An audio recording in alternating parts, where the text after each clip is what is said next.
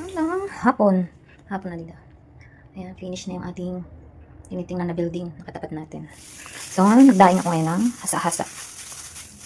Nilagyan ko lang siya ng bawang, suka at may konting toyo para pampakul. Kasi bababad natin yan.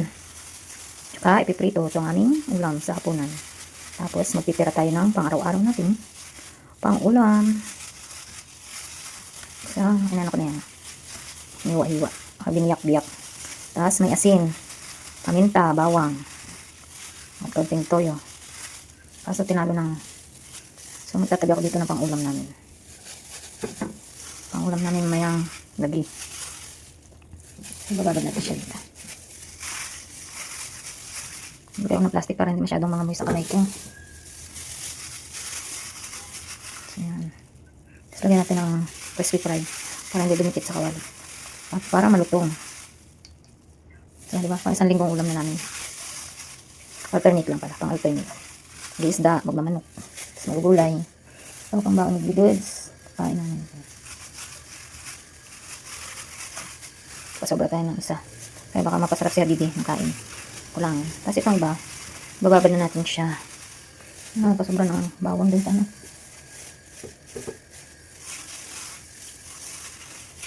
Diba? Maganda sana kung ibibilad pa natin sa araw. Kaso, wala tayo makapagbilaran dito.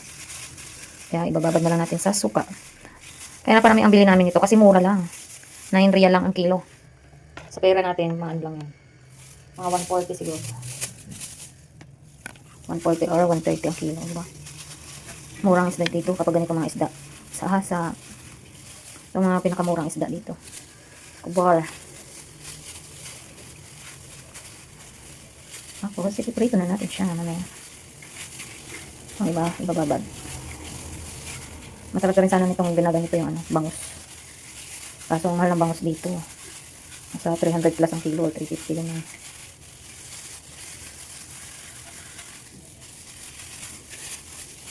Kaya dito lang tayo sa mura.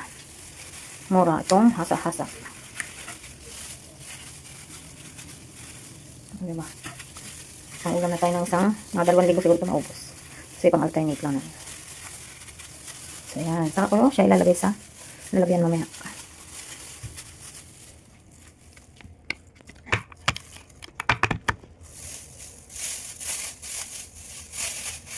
Basa pa rin. Natin takluban para di mamay. Pasok. Wala namang langaw dito. Pag prito na.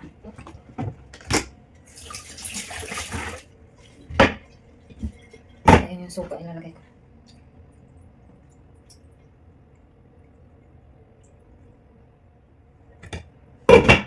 Tapos lagyan natin ng crispy fry. Ay, prito ko na. Para makakasama natin lalagay. Kaso, mainat na harina. Para hindi maalat. Kasi may lasa ng ating isda. Ating cornstarch. Tapos sabay. Tapos paminta. Ating turmeric. Paprika. Sabay na lang. Natin lagay sa isa. Kasi yung natin. Kasi yung natin. Lagyan na natin ang ito.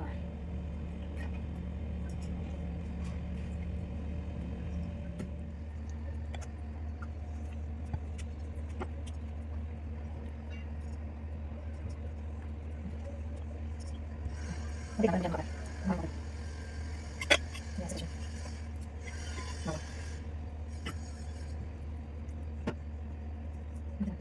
Pati, ito. Ang kapag nyo ang kasi ba? So, yung bawang nito.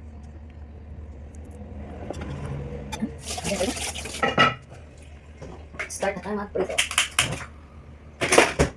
Ayan na yun. Kawalit. Bigyan na natin ang oil. Wala kaming use oil. Kaya ito aking gagamitin.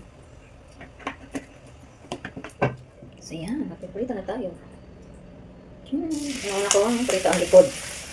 Ayan, hindi magaling. Ang likod dinikit. Ayan. Parang na. Ayan. Ayan, magkakainin yung na dito lang yung gawa. Para talaga ay prito ang ito. Binabad sa suka. Ayan.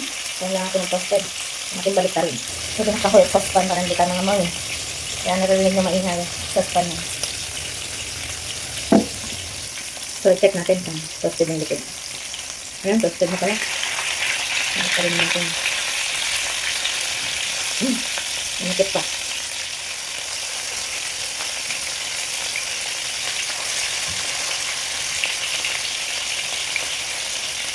Ayan lang, atin pagay yun. Parang pang ulam na tayo lang. Sarap. Talagyan natin ang sa-partner ng pickles na ginawa ko ng isang araw.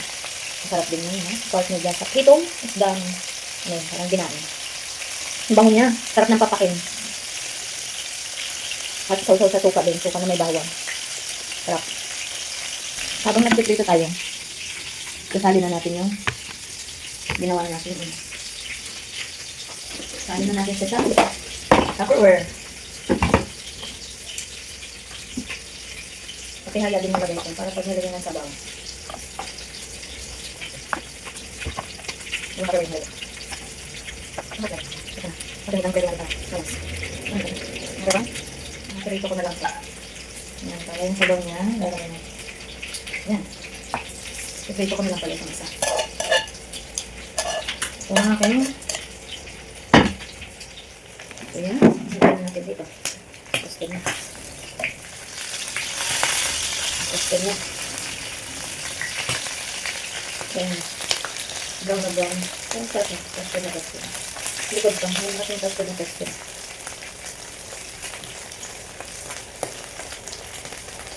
Ayan.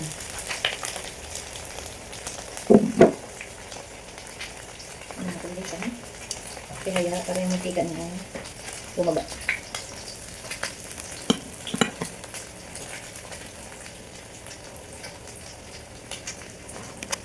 Ayan.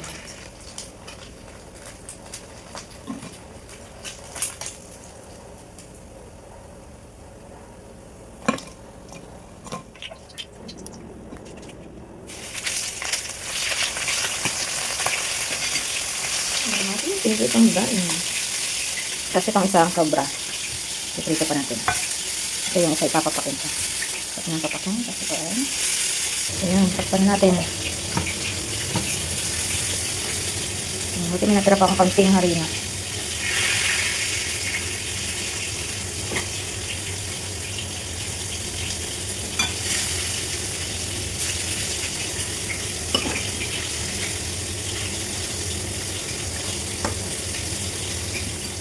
So, tikman natin itong isa. Rock.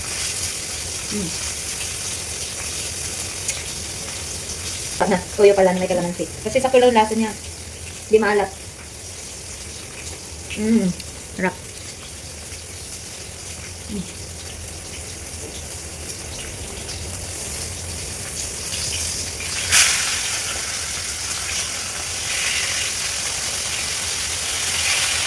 Sarap na kumain. Sarap na kumain. Sarap. Ito. Ito yung ulo na. Ang lutong.